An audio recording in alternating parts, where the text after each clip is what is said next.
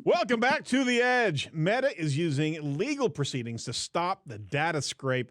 How is inflation impacting ad spending? TikTok has something to say about unsecured data allegations, and Nazi stuff is still on Google. Why? You're listening to News from The Edge for the week of July 4th, 2022, here on Edge of the Web Radio.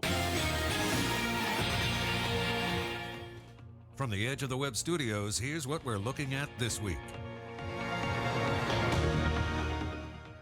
You know, I just caught that we've been doing that for the longest time. This is Edge Media Studios, not Edge of the Web Studios. You catch that? Oh, hands up, Jacob. What? There's too many brands. This is Edge of the Web Radio. I'm your host, Aaron Sparks. If you hadn't heard this before, I'm sorry. You're bound to have a lot of great non-SEO conversations here today on this podcast. Coming back from 4th of July, decided to not do anything about online ranking at all. We are covering SEO and digital marketing news of the week on a regular schedule here. We took the holiday off, so we're a day or so late. But we do this separate from our weekly interview series, so check that out as well. Talk to some great people in the industry, some fantastic influencers, and top-level talent talking about all things digital marketing, especially search engine optimization. We're getting the news But not today. But not today. But not today. Especially search engine optimization. Not today. I don't know. Morty might want to sneak something in there. I don't know. I've given him some news to him, but I don't know if he's going to actually do it or give. Yeah, you sent me the list. You know, the 1 week I'm like, you know what? This week I usually do the list, and usually you revise it, you throw a couple of stories, but usually we're kind of synced on what works. Yeah, absolutely. I actually had a great story this week to cover. I thought you would cover it, you didn't. Oh wow. And I'm like, Aaron will do it this week. I'm like overloaded. Like that's a mess this week. And Aaron sends me the list like an hour before the show. Like I know the news. I'm like an SEO news junkie. You are. And then what did I throw you? I threw you TikTok. Oh, TikTok. And I sent you a GIF of somebody shooting themselves in the head. You are correct. You're going to stay on that course. If you want to throw an SEO story in, I'm willing to take a swing at it. I mean, it's not doing it now. Really? Like you already have the agenda. Well, yeah, but you know what? We're the agile. agenda's been set. We are agile over here. We can actually take a swing. I feel like this is like a Seinfeld episode. The agenda's been set. You can't change the agenda. I'm a master of my domain. Damn it. All right. Check out everything over at edgeofthewebradio.com. That's edgeofthewebradio.com, where we have all of our show notes, all of our show interview series, as well as news series pages over there. So check that out, edgeofthewebradio.com. This is the Site Strategics Digital Marketing News Desk of Edge of the Web. We're proud to have Site Strategics as the title sponsor of Edge of the Web. Our digital marketing team here in Indianapolis is excellent at results-based marketing. That's agile in nature. And if you want to know what that means, then just give us a shout over at 877 SEO for Web or 877-736-4932. Happy to talk about what agile marketing is and maybe show a result or two that we could possibly bring you right then and there. We give a free hour consultation to be able to share what we can see about your domain, of your digital wake, and see what could possibly be in the future between us both. So, between us both, literally, I was Sylvester the cat. Wow. All right. So with that said, joining me this week and for this foreseeable future, hopefully he'll get back from MozCon safe and sound, is Morty Oberstein, head of SEO branding over at Wix. Morty, how are you doing, sir? Well, I don't know, because I thought I was doing okay. Now, like for the foreseeable future. Wow. I had a July 4th weekend and ended up seeing Minions last night. Great. I mean, first off, Oscar worthy off the bat. Absolutely. But my kids love the Minions. So do my kids. Unfortunately, after 4 days in the wilderness camping, you get back and the first thing you want to do is watch a Minion movie, right? So I got my butt in the seat and fell asleep 10 minutes into the bloody movie. I guess I'm just old. That's it. I mean, I remember this as a kid too. I think this is how you know you've reached true dad status. Yes. When you can fall asleep during a movie. Here you go. Yeah, absolutely. And my dad fell asleep at Terminator 2 at the IMAX. Holy moly. That's epic. Dude. That's amazing. Noise alone should keep you awake. Right.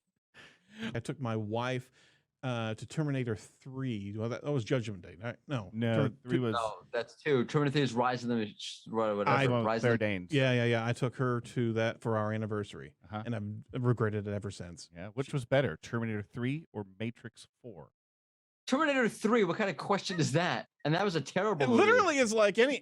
Matrix 4 Which, is literally which the was worst movie which ever was better, made. My Blank or Matrix 4? My goal of this show is to find one movie that you guys hate more than Matrix 4. It's gonna You happen. know those fake movies that they have, instead of like Top Gun, it's like, Best Gun. And Right. it's like some kind of like, foreign movie that kind of mimics Top Right. Gun. That's better than the Matrix 4. The trauma movies, the Toxic Avenger series is better than Matrix 4. Man, I know. Three Amigos. Ooh. the funny one or the legit one?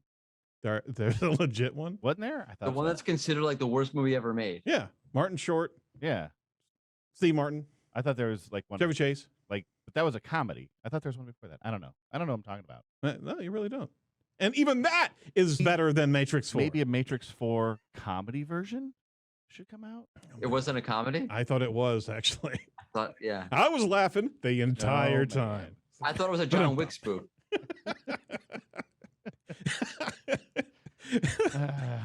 All right. I'm gonna get out of here. Get out of here. Let's go into the news here. For our article 1 here from Social Media Today, Andrew Hutchinson writes, Meta's launched 2 new legal actions against data scraping sites which have extracted user data from both Instagram and Facebook for unauthorized use, while it's also seen a new victory in its battle against platform misuse with a court ruling in its favor in another case related to clone sites. If that's not a run-on sentence, Andrew, I don't know what is. It's probably grammatically correct. So there's been 2 actions. Meta has launched 2 legal proceedings against 2 companies that offer data scraping services, illegally using people's information uploaded for unintended purposes. Now, this is kind of a bit of the information story that we're going to be talking about throughout the entire show. First action is against a company called Octopus, a U.S. subsidiary of a Chinese national high-tech enterprise that claims to have over 1 million customers. Octopus offers scraping services and access to software that customers can use to scrape any website. For a fee, Octopus customers can launch scraping attacks from its cloud-based platform or hire Octopus to scrape the websites directly. They can actually go after Amazon, eBay, Twitter, Yelp, Google, Target, Walmart, Indeed, LinkedIn, Facebook, and Instagram. It can scrape all those folks, and it's a Chinese company here. That said, we've seen a lot of privacy constraints here over the years, and especially over this last year with a heck of a lot more removal of available information to be even able to market to. Morty? Morty? Oh, my gosh. See, I'm coming back from vacation. I'm getting everybody's name wrong. Morty, what do you think about... McFly. What do you think about Meta actually trying to take these legal actions very overtly, very, very focused on China as well? China. China. Where do you start with something? I'm Facebook, the company that tracks everything you do Yep. on the web Yep. and like scrapes your life essentially, It's is true. upset. Yep. Like what they do is like these companies, by the way, like what they do is like they have your WhatsApp data, right? Right. 'Cause it's Facebook. They also know that, oh, this phone is in proximity or messages often this other phone. So, they probably communicate. Maybe this guy's wife. She's looking for a toothbrush. Mhm. We'll show him an ad for a toothbrush. So he'll say, hey, wife, weren't you looking for a toothbrush? I saw an ad on Facebook. So the people who are doing that are concerned about this. I'm just asking. Do as I say, Not I have as that I right? do. Got Do as it, I okay. say, not as I scrape. Right. Amazing.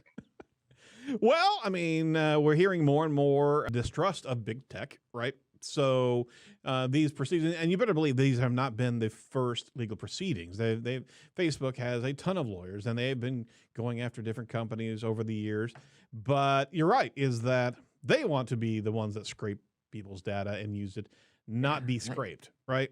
That's right. Well, It's they've been like the old saying, it's better to be pissed off than pissed on. And with that, we're going to continue discussions about big tech, but we wanted to make a stop along the way talking about Meta. Hey, we are proud to have Site Strategics as the title sponsor of the show, as we said earlier. Our core specialties are technical SEO, including core web vitals, SEM, social media, conversion rate optimization, everything focused around results-based marketing that works. We've also developed a pretty unique way to be able to curate our interview process here in our studio with our guests and our clients to be able to actually process and be able to create more and more content around that subject matter's expertise.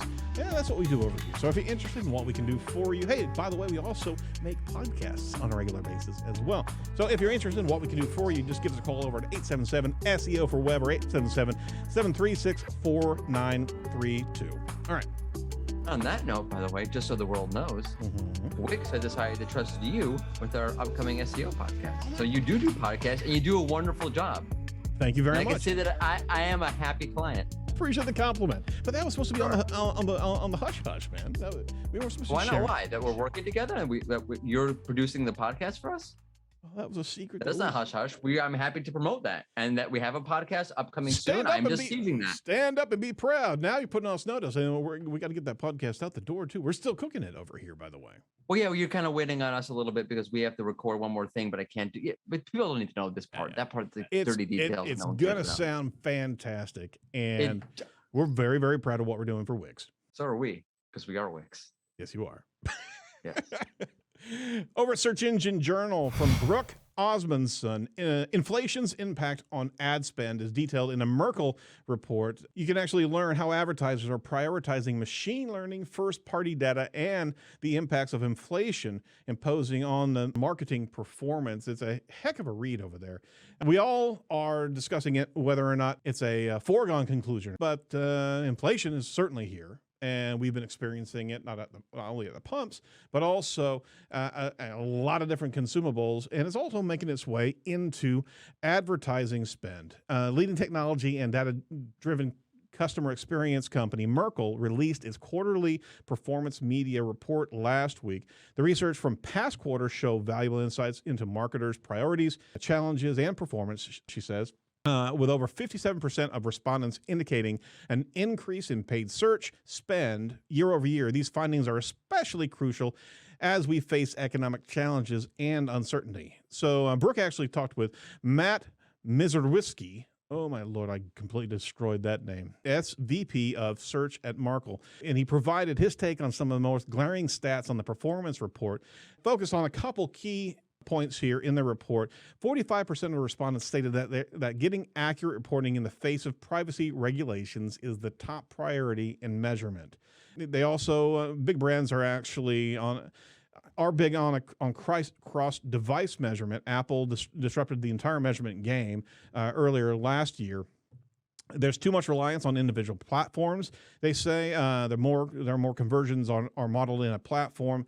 The less perfect a company's individual measurement is, then they're also tired of the big black box solutions. Brands want to be able to own or change the way they model conversions. If you can't do that in the ubiquitous black box of Facebook now, as well as other platforms that are taking away a heck of a lot of knowledge about conversions. I mean, we are even seeing an ad campaign from Facebook, we talked about it on the show, that is not conversion based. It was literally test campaign platform where you could just move brand recognition and you could not steer it towards specific types of consumers or consumer data. Remember that story, Morty? I do. It's terrible. So, I mean, that is the biggest concern of big brands, is that they're not going to be able to know who they're actually marketing to. That was the great new format. Don't know anything about what you're doing. Just pay us the money. Exactly. What a great business model. We'll not give you any results whatsoever, but you're on our platform. People, of quote unquote, will see you. Paid social growth in 2023, an overwhelming 67% of respondents prioritized paid social more this year than in 2021. The growing number of social platforms with ad opportunities is a partial factor in the increased prioritization, they say. Further, he noted that if we're looking at a percentage growth, who to watch for, it's TikTok. Matt shed some light on user projections, with TikTok's growth projected to surpass Snapchat next year. So, Wait, Snapchat's still around? ooh, I don't think the Snapchatters would like what you're saying there. It's a legitimate question. Yes, it is. Show of hands, who has Snapchat on their phone? Jacob does. Jacob? Oh my God, you're such a 16-year-old. There's like 2 people I talk to there, and it's because it's the only place I thought that's how Jacob communicates to his children. Yes. Dude, I fell asleep at a Minions movie. I would not have Snapchat on my phone. You realize that? Yeah, that's why I thought I held Jacob high regard until right now. I open it like once a month, maybe. Gotcha. It's like, me and Clubhouse. Yeah. No. It's there because it's there. Like, I just can't. I don't know. Gotta delete it. Back on point. Yep. In a recession, you better believe big companies, small companies, tall companies, short companies, Red companies, white blue companies, companies. yeah, red fish, blue fish, I see all fish, whatever it is, are going to be checking their budgets and not just throw money at stuff anymore. Absolutely. Which, for SEOs, I was talking to Michelle Fortin about this, who you should have on the podcast. He's amazing. He just, another plug. He wrote an article for SEO Hub. Mm-hmm. Didn't come out yet, but it's awesome. He's amazing. You should have him on the show. Absolutely. I was talking to him, and he's like, this could be great for SEOs if people are going to roll back on PPC. If you're able to showcase the value of organic growth, possibly a good win. Who knows how it's going to play out? Because people are funny that's about their money, always the tough thing about SEO and showing the direct value as opposed to the indirect value, right? Right. But people are going to be scaling back on that. Just take my money. Oh, PPC, go ahead. However, inflation's impact on the advertiser strategies, that point in this article, Matt was actually saying expect a double-digit change in ad spend. Whether that statement actually refers to an increase or decrease, to your point, there are going to be some radical changes here, and we always lean, just being marketers, on the space of spend more during these particular points in time. Don't recede. It's a very natural reflex to just batten down the hatches and pulling the coffers tight as much as possible, right? Well, we can say that as much as we want to. Yep. But I think that's what we're going to do regardless. Yeah, absolutely. CPCs will likely decline, and we saw that at the beginning of COVID as well, is that it was actually the cost per acquisition increased incredibly so because of the competitive nature of the market as soon as everybody shifted their budget into more and more ad spend. So CPCs will possibly go down. This could allow advertisers to shuffle dollars based on what will work hardest for them. However, they're also eyeballing the removal of available data come in 2023. So a sizable investment is being made into first-party cookies and acquisition of user data for any type of newsletter signups or any type of acquisition that you can do at this time. And you should be, marketers, short or tall, right? Big or small, should be absolutely grabbing a hold of as much user information as possible, because that's all you're going to have to be able to navigate come March of 2023. Yippee. See, you don't get that in SEO now, do you? You just don't. This is why SEO is better. It is. It's truly. All right. Right?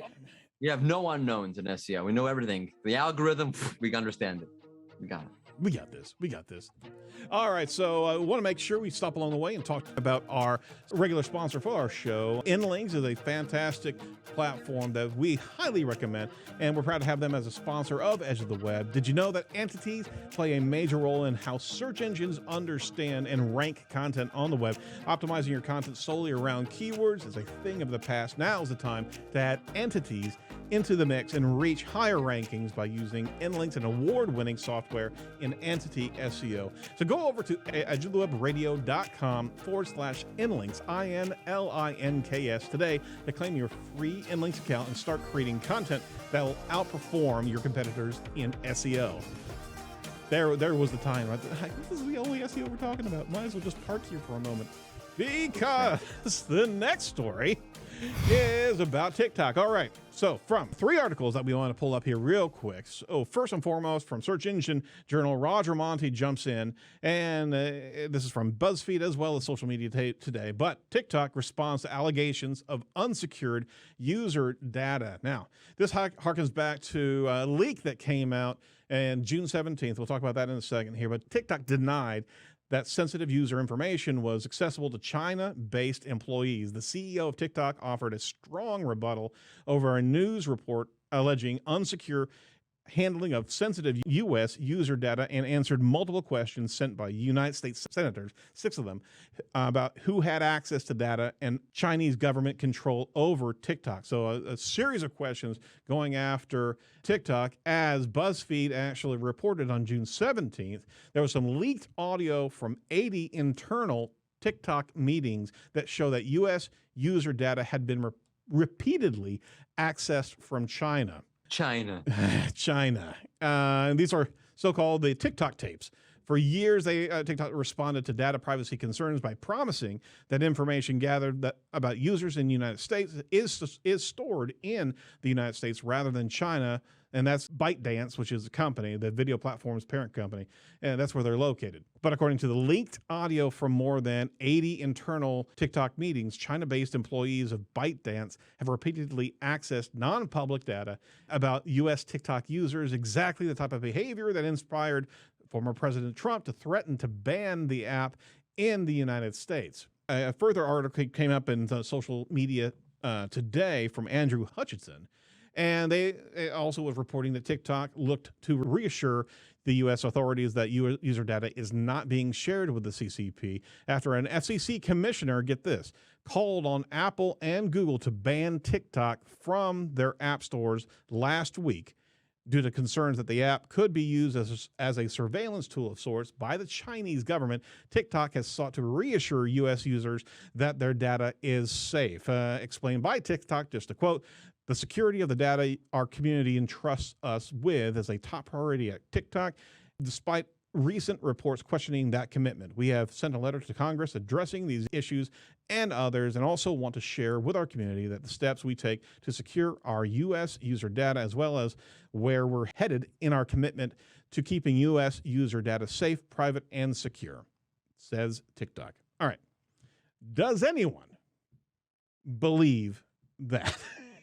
With big tech trust being on the decline, and we reported about this several weeks ago, there is such a continued distrust of big tech privacy concerns. Even in the inflation story we just talked about, there is a focus on first-person acquisition of information because the privacy is dictating that we're not going to be able to even market to those. And then you see TikTok out here having 80 different meetings displaying the use of U.S.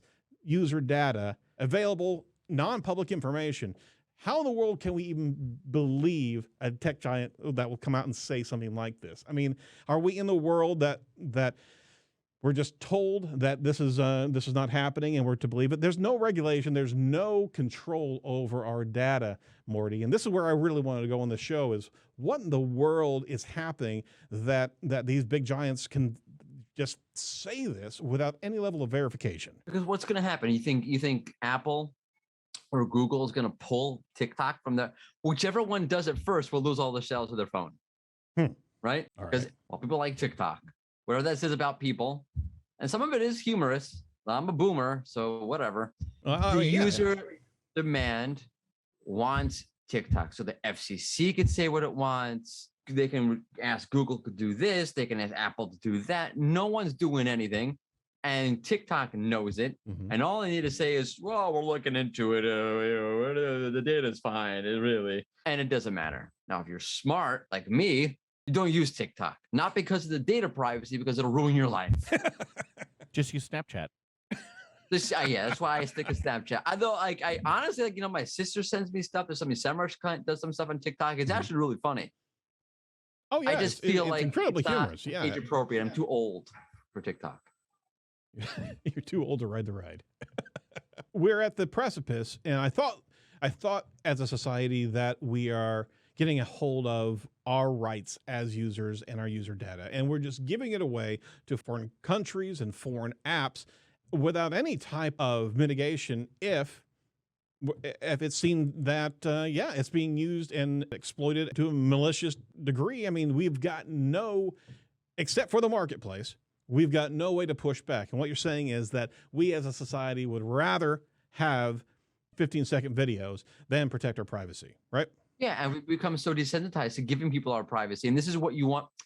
It's funny that the FCC is coming in, oh, Google, you need to do this, and Apple, you should do that. But where were you 5 years ago when you had all these real issues of these big tech companies not protecting data, using data the wrong way, user data the wrong way? Mm-hmm. Where were you then? Because you should have stopped it then. Now it's too late. Now you want to come in and have a real problem. Now you have a foreign company, and it's just China is looking at the data, and now you have a big problem. What are we going to do? But it's too late because you already normalized the fact that it's okay to hand over your personal information to tech companies. That's normalized. It is. And I know there's a conversation about it, and people don't want it, but that's more about the very visual side of it, the ad targeting kind of side of it. The part that you don't see of, some Chinese bureaucrat now has your data. You don't see that. That's not the same conversation. They're two different conversations. Truly is. One is a conversation about ads and being retargeted and that you know my information. That's like one is about the things you don't see behind the scenes. No one cares about that.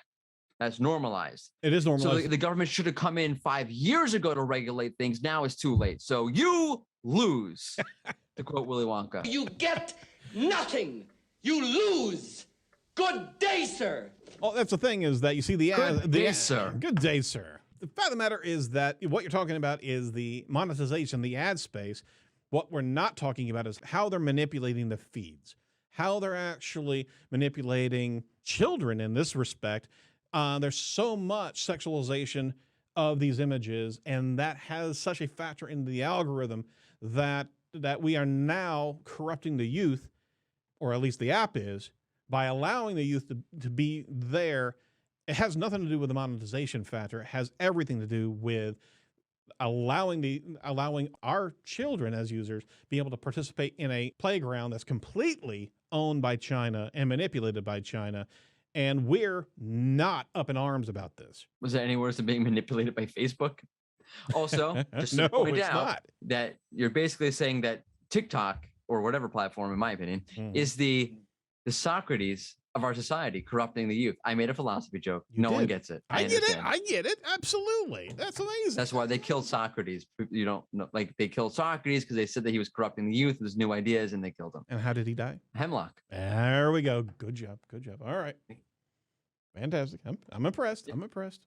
All right. So that said, last thing we wanted to cover here was a brand new story today that Barry dropped. Wanted to, again, we want to actually make sure that these conversations continue past the podcast. So we'll churn it up inside of Twitter. Let us know what you think about these topics that we cover, because we do go into the philosophy of advertising, of social engineering to a particular degree inside of content online. And this one story we just want to park on for a second, because some of the things just have to be jettisoned from consumption. So over Search Engine Roundtable by Barry Schwartz, articles, Google removal of Nazi stuff in Google search results is a priority. Last Thursday, Barry says, June 30th, a lot of folks across social media began to talk about how a search for a desk ornament in Google image search brought up swastikas, German Nazi items, and really horrible items, says Barry.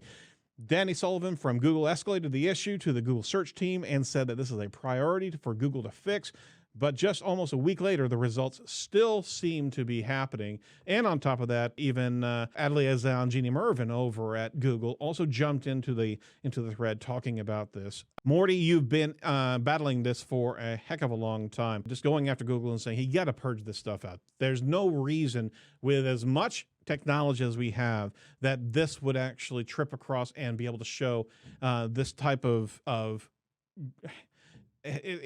horrific result based on some simple searches. Why in the world are these things not getting flagged and just jettisoned out of the system? I'm trying to find the tweet I sent Barry today, because this is, again, you're right. It's a long issue. If you remember, yeah, I think it's like maybe it was September 2020.